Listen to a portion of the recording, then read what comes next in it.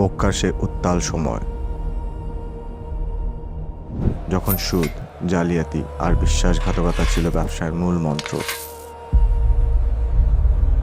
মানুষ একে অপরকে অবিশ্বাস করত, সামান্য কারণে রক্তগঙ্গা বয়ে যেত। ঠিক সেই কলুষিত সমাজের বুক চিরে একজন মানুষ বেড়ে উঠছিলেন। তার চরিত্রে ছিল না কোনো কলঙ্ক, তার সত্যবাদিতা ছিল মরুভূমির তপ্ত রোদে এক ফসলা শীতল বৃষ্টির মতো।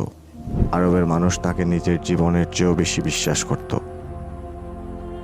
তিনি আমাদের প্রিয় নবী হযরত মুহাম্মদ সাল্লাল্লাহু আলাইহি ওয়াসাল্লাম, যাকে মক্কাবাসী ভালোবেসে নাম দিয়েছিল আল আমিন বা পরম বিশ্বস্ত।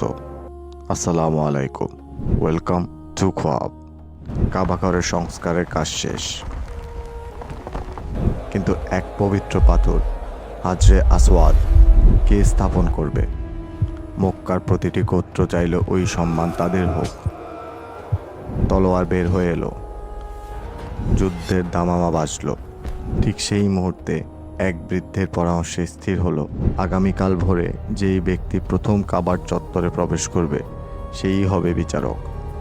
পরদিন সকালে সবাই রুদ্ধশ্বাসে তাকিয়ে আছে। প্রবেশ করলেন মুহাম্মদ সাল্লাল্লাহু আলাইহি ওয়াসাল্লাম। সবার মুখে একই আওয়াজ, এই তো আল আমিন, আমরা তার বিচারে রাজি। মুহাম্মদ সাল্লাল্লাহু আলাইহি ওয়াসাল্লাম নিজের চাদর বিছিয়ে দিলেন।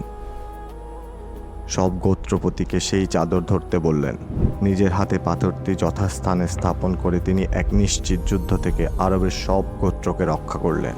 তার এই প্রজ্ঞা মক্কাবাসীর মনে তার অবস্থানকে অনন্য উচ্চতায় নিয়ে গেল। মক্কার সবচেয়ে সম্মানিত এবং মহিয়সী নারী খাদিজা রাদিয়াল্লাহু তাআলা আনহা, তিনি তার ব্যবসায়ের জন্য একজন বিশ্বস্ত মানুষের সন্ধান করছিলেন।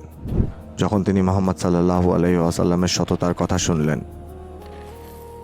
তিনি তাকে সিরিয়ার ব্যবসার প্রস্তাব দিলেন। সাথে পাঠালেন তার বিশ্বস্ত দাস মায়সারাকে। সিরিয়া থেকে ফিরে এসে মায়সারা যা বর্ণনা করলেন তা শুনে খাদিজা রাদিয়াল্লাহু তাআলা আনহা অবাক হয়ে গেলেন।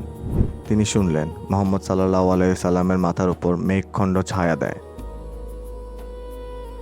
গাছের ঢাল তার দিকে ঝুঁকে পড়ে,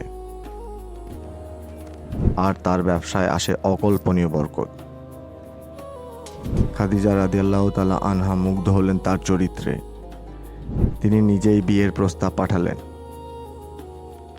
25 বছরের টকবগে যুবক মুহাম্মদ সাল্লাল্লাহু আলাইহি ওয়াসাল্লাম এবং 40 বছরের মহিয়সী খাদিজা রাদিয়াল্লাহু তাআলা আনহা, মক্কার ইতিহাসে এক পবিত্র বন্ধনের সূচনা হলো। খাদিজা রাদিয়াল্লাহু তাআলা আনহা শুধু তার স্ত্রী ছিলেন না, তিনি ছিলেন তার সবচেয়ে বড় অবলম্বন, তার প্রথম অনুসারী এবং তার হৃদয়ের প্রশান্তি। যে মানুষটি সারা বিশ্বের বোঝা কাঁধে নিয়ে যাচ্ছিলেন, আল্লাহ তার পাশে দিলেন এক জান্নাতি সঙ্গীকে। সংসার জীবনের প্রশান্তির মাঝেও মুহাম্মদ সাল্লাল্লাহু আলাইহি ওয়াসাল্লামের মন পড়ে থাকত জাবালে নূরের সেই নির্জন গুহায়।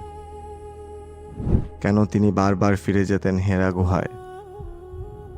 কিসের অপেক্ষায় ছিল পুরো মহাবিশ্ব?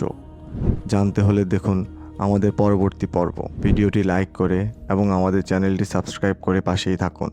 ধন্যবাদ।